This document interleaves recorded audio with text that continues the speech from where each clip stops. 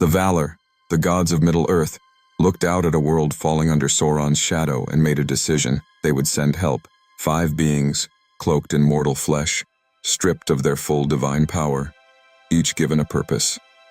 Gandalf to kindle hope, Saruman to lead, Radagast to watch over the natural world, and 2 others, Alatar and Pallando, given the hardest task of all: go east, into lands no elf lord rules, no king remembers the light.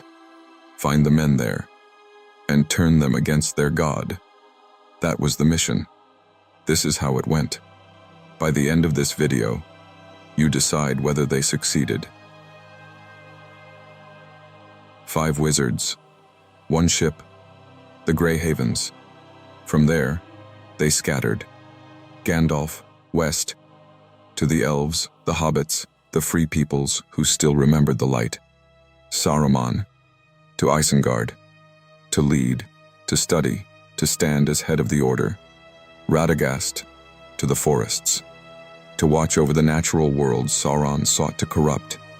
And then there were 2, Alatar and Pallando, east, past Rune, past the edges of every map, into silence. To understand what Alatar and Pallando were walking into, we need to talk about the East. Because if you've only seen the films, you've seen almost none of it. If you've watched my short on the Men of the East, you already know who lived there. If not, no worries. We'll cover what matters. The east of Middle-earth was vast, largely unmapped, and for most of the Third Age, it belonged to Sauron, not through open conquest, but through something slower and harder to fight. Influence, worship, centuries of men who had never known anything else. This wasn't Rohan, where a king could be reminded of his ancestors. This wasn't Gondor, where the memory of Numenor still lived in the stone. The East had no White Council, no elvish kingdoms holding the old ways, no fellowship of peoples bound by shared history against the darkness. Just men, and above them, the shadow of a god they had served for generations.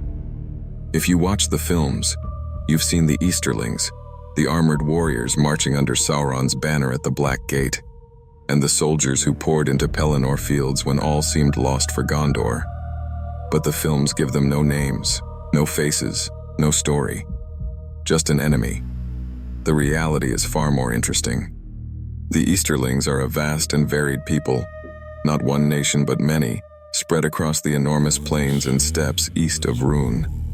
Their history with Sauron stretches back to the Second Age, when he first moved among men as Anatar, the gift giver, whispering promises of power and dominion to those far from the elvish kingdoms of the West.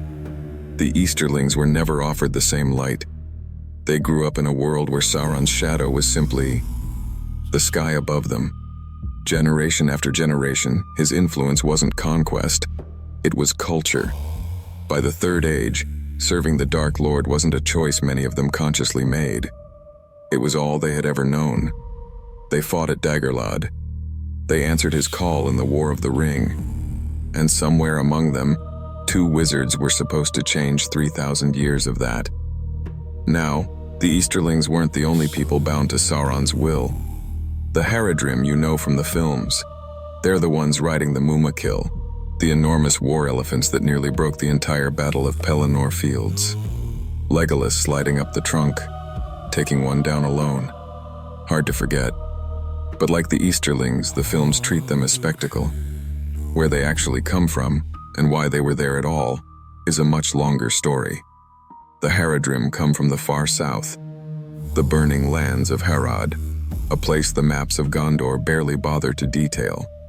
Like the Easterlings, their allegiance to Sauron runs deep and old, rooted not just in fear, but in something closer to faith. They rode Mumakil into battle, enormous war elephants that shook the ground at Pelennor Fields. The Haradrim weren't in the east geographically, but their story mirrors it exactly. Men bound not by chains, but by a worldview built around his dominion. Now you understand what they were walking into. A civilization not conquered by Sauron, but built around him. 3,000 years of devotion to a dark god. That was the first obstacle. Another obstacle was that they didn't have any help. Every other wizard had something the blue wizards didn't. Gandalf had the elvish kingdoms. He had Rivendell, Lothlorien, the White Council. He had Bilbo, Frodo, Aragorn, the Fellowship, a world worth saving that he could see and touch and speak to. Saruman had Isengard. He had the Ring of Isildur to obsess over, scholars and servants, the resources of a fortress. Even his fall came from having too much power, too much ambition, too many tools at his disposal. Radagast had the forests, the birds, the creatures of the wild. A quiet purpose, but a visible one, something to tend. Alatar and Pallando had each other, that was it. Two beings, divine in origin, but mortal in form, walking into the heart of enemy territory with no council to return to, no fellowship to anchor them, no elvish voices to remind them what they were fighting for. Imagine carrying a mission for not a decade, not a century, 3,000 years, in a land that does not want you, among people who have never heard a voice speak against their God.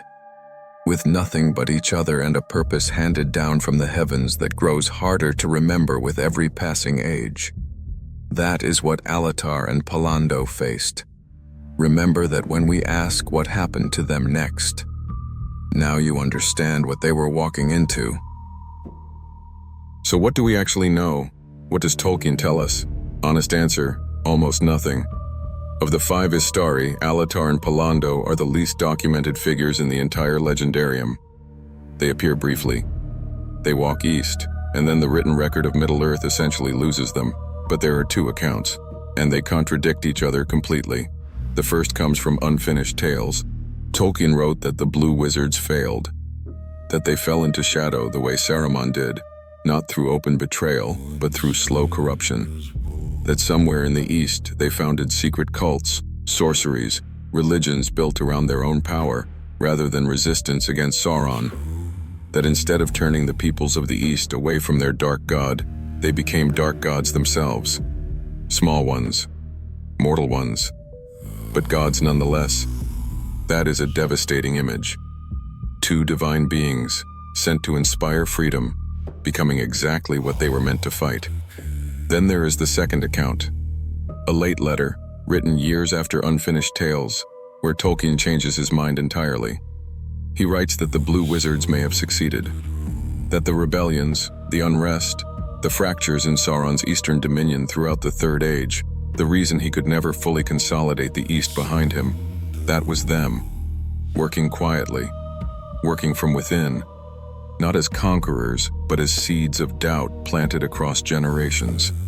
Tolkien suggests that without Alatar and Pallando, Sauron would have come to the War of the Ring with an unbroken eastern front, that the armies he brought to Pelennor Fields, to the Black Gate, would have been vastly larger, that the free peoples of the West would not have survived.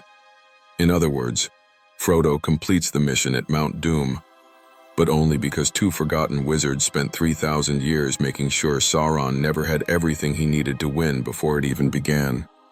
2 accounts, 1 failure, 1 quiet salvation. Tolkien never resolved it. He died leaving both possibilities open. And then there are the questions the lore never answers at all. Did they stay together or separate? Did they build something, a community, a movement, before whatever happened to them happened?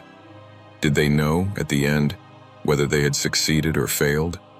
Did they even remember, after 3,000 years in the East, what they had come there to do? We don't know. The maps run out. The text goes silent.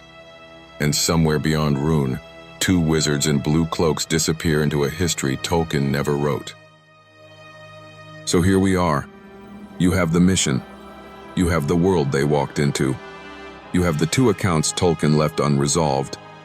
And you have the full weight of what they were asked to carry, alone, forgotten, for 3,000 years. I'm not going to tell you what I think happened out there. That's not what this video is for. But I will ask you this. When you weigh it all up, when you put Saruman's fall on one side and the blue wizard's silence on the other, when you consider what it means to carry a divine purpose into a world that has never heard of hope. What do you think? Did Alatar and Pallando fail? Did they save Middle-earth from the shadows while nobody was watching? Or is the truth somewhere in between? Two beings who started with purpose, bent under the weight of centuries, and left something behind that was neither failure nor salvation, but simply human? Leave it in the comments. I genuinely want to know. The Blue Wizards may have lost their purpose across 3,000 years of isolation. Maybe that's the most human thing about them. Even divine beings can forget why they came when no one is watching, and nothing reminds them of home. Don't forget yours. The Istari were sent to Middle-earth because Sauron survived, and Sauron survived because the ring wasn't destroyed. If you want to know why Isildur didn't destroy it, watch this video.